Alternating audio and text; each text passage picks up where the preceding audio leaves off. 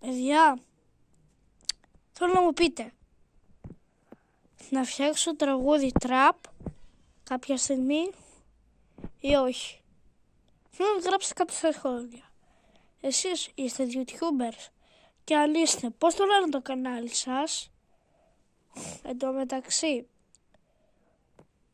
θέλω να μου γράψετε στα σχόλια πώς σας λένε όλους που με παρακολουθείτε σε αυτό εδώ το βίντεο. Και σε λίγες ημέρες, σήμερα είναι Τρίτη, έτσι δεν είναι? Λοιπόν, το Σάββατο έρχεται η ιστορία.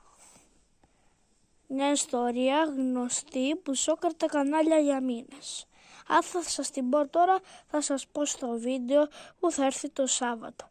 Ελπίζω όλοι να παρακολουθείτε εντωμεταξύ το κανάλι μου και ίσως όταν πάρω αρκετές προβολές και likes και εγγραφές θα φτιάξω merch.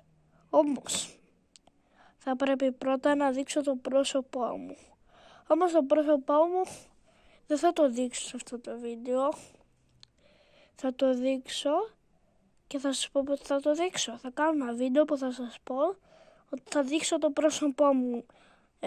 Τέλος πάντων αυτή τη μέρα, ξέρω εγώ, θα σας κάνω σε κάποιες μέρες ένα βίντεο και αν με αφήσει η μέρα μου θα σας πω ότι και καλά τη Δευτέρα θα δείξω το πρόσωπό μου.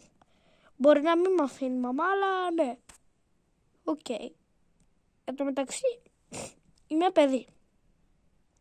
Να ξέρετε, έχω αρχίσει το YouTube και είμαι παιδί. Από τις 25 Ιουλίου. Δεν ήταν λίγο αστείο αυτό το πρώτο short που είχα τραβήξει? Που έλεγα παιδιά, ήρθαμε στη θάλασσα και είναι πολύ ωραία. Και ο αδερφός μου μίλαγε, ναι, τέλος πάντων έχεις και σφίγγες. Επίσης δεν ήταν πολύ αστείο? Γράψτε στα σχόλια ρε παιδιά, γράψτε στα σχόλια. Ήταν πολύ αστείο, έτσι δεν είναι? Και δεν μου το ρεζίλαψε ρε φίλε το βίντεο αφού φώναζε. Ήθελα να μιλήσω σε εσάς και τέλος φώναζε, έλεγε επίσης σφίγγες, γεια σας παιδιά, ναι, τέλος πάντων, έλεος. Γράψτε στα σχόλια, Θανάση κάνει ησυχία.